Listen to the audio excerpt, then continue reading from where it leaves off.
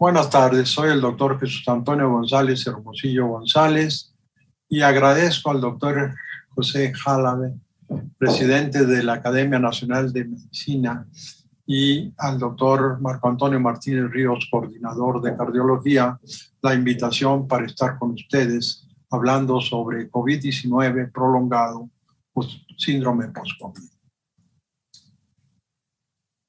Los pacientes con COVID-19 tienen un cuadro agudo que generalmente dura no más de 15 días. Pero muchos de estos pacientes, considerados ya recuperados y convalecientes, o continúan con síntomas o reaparecen estos síntomas tiempo después de la infección aguda. Se ha hablado entonces de COVID-19 posagudo cuando los síntomas persisten por más de 3 semanas después del comienzo de la infección, o de COVID crónico cuando la sintomatología persiste más de 12 semanas. La Organización Mundial de la Salud considera que esta condición de síndrome o COVID prolongado, los síntomas pueden ya ocurrir hasta 3 meses después de la infección. La sintomatología es muy característica. La fatiga es el síntoma principal, pero puede haber cefalea, puede haber alteraciones en la capacidad cognitiva del individuo. Se ha acuñado el término de la neblina cerebral. Otros tienen disnea y algunos de los pacientes tienen síntomas que sugieren una alteración en el funcionamiento del sistema nervioso autónomo, como el mareo, el presíncope o el síncope, que forman parte de la llamada intolerancia ortostática. Muchos de estos pacientes tienen taquicardia, que ocurre con poco esfuerzo o aún en el reposo. Hay intolerancia ortostática. La presión arterial también tiene fluctuaciones y en muchos de estos pacientes puede tener alzas y descensos a lo largo de 24 horas. Un subgrupo de pacientes pueden desarrollar hipertensión arterial.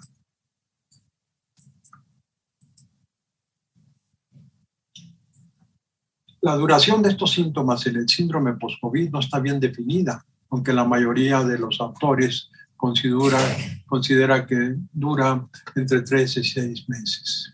Hay varias publicaciones a lo largo de esta pandemia de COVID en donde se señala cuáles son las características del síndrome post-COVID.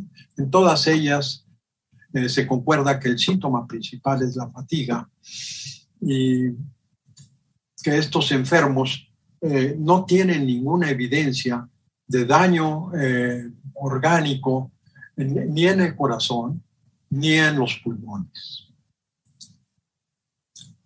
La sintomatología del síndrome post-COVID se traslapa con la de una enfermedad compleja que se conoce desde principios del siglo XX, la encefalomielitis miálgica o síndrome de fatiga crónica.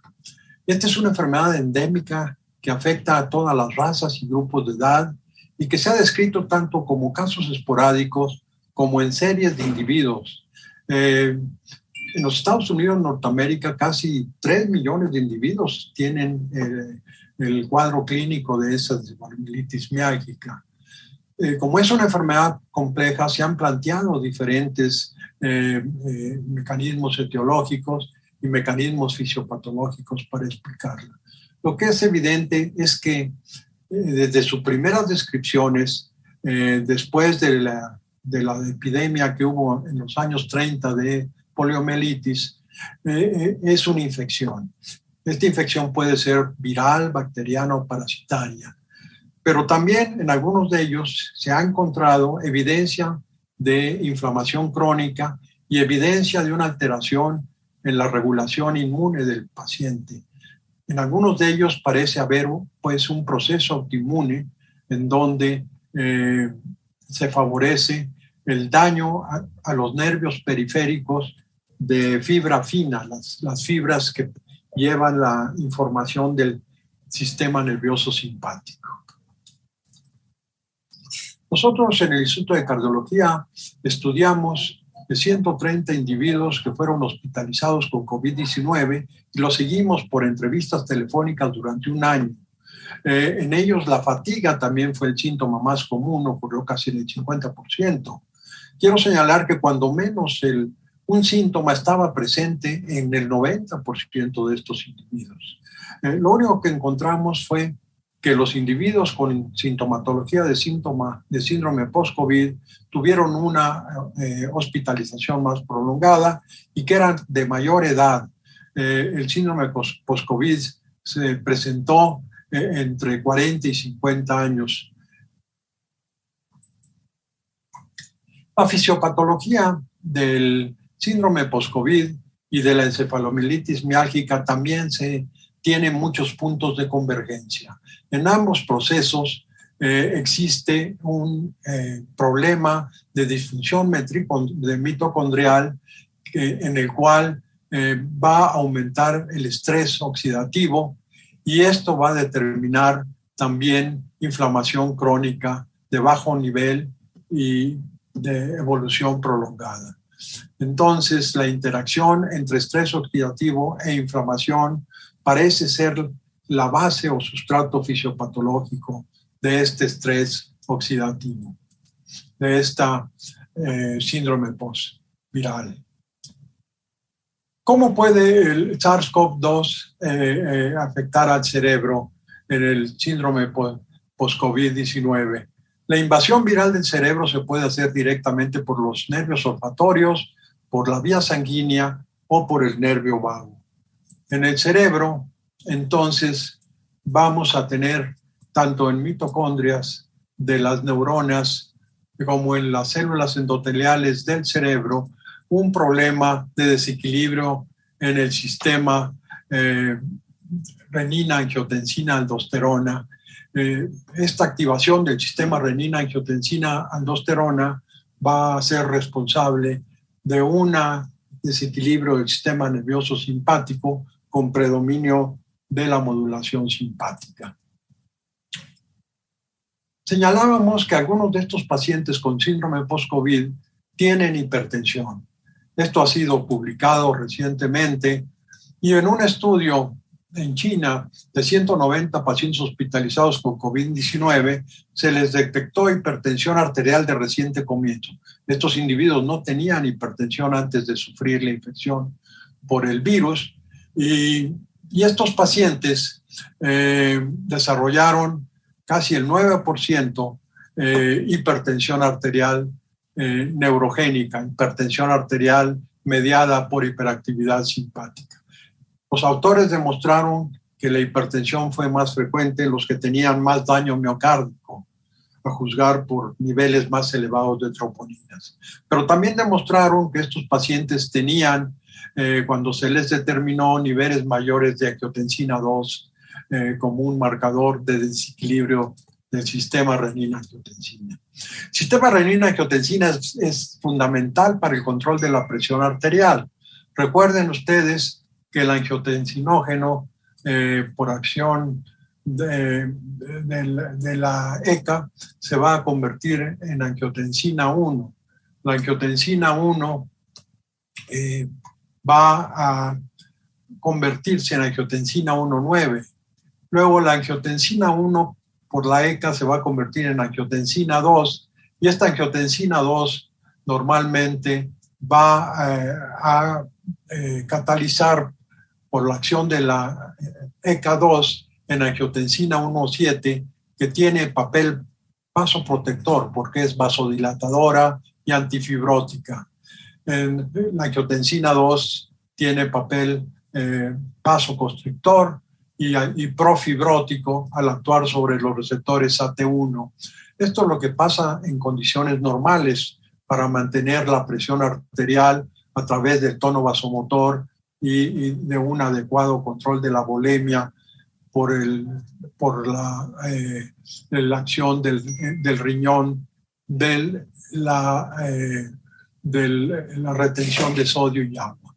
Pero en el COVID-19 La ECA2, que es la puerta de entrada del virus a la célula, va a estar subexpresada o ocupada. Entonces la producción de angiotensina 1,7 va a verse disminuida. La vía metabólica se va a ir hacia la angiotensina 2 y que va a través de su acción sobre los receptores AT1 a producir en el cerebro neuroinflamación, en el corazón inflamación de la mitocondria, de los miocitos, perdón, y finalmente esto determinará un desequilibrio entre angiotensina 1,7 y angiotensina 2. O sea, hay un desequilibrio en el sistema renina-angiotensina que favorece la estrés oxidativo y la inflamación. El estrés oxidativo y la inflamación forman un círculo vicioso con excesiva producción de especies reactivas de oxígeno.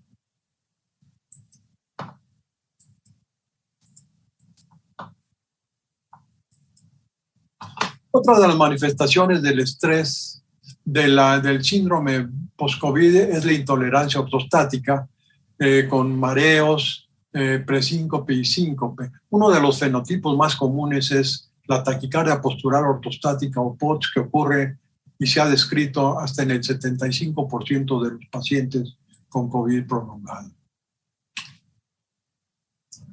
El estudio, pues, de estos pacientes con COVID prolongado es importante porque si bien no podemos curarlos, sí podemos mejorar su calidad de vida.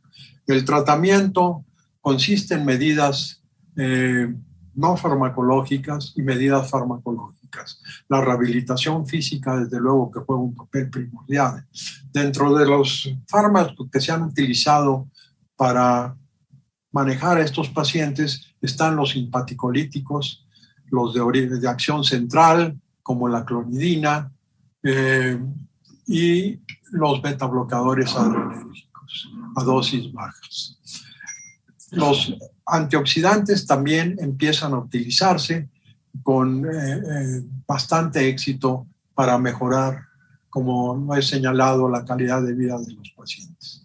Después, el estudio y el diagnóstico y manejo de del síndrome post-COVID prolongado, el comienzo de una nueva era. Podríamos decir, como lo señalaba Winston Churchill, que este es el fin del principio del estudio de estas enfermedades virales que producen alteraciones disfuncionales del sistema nervioso autónomo. Muchas gracias.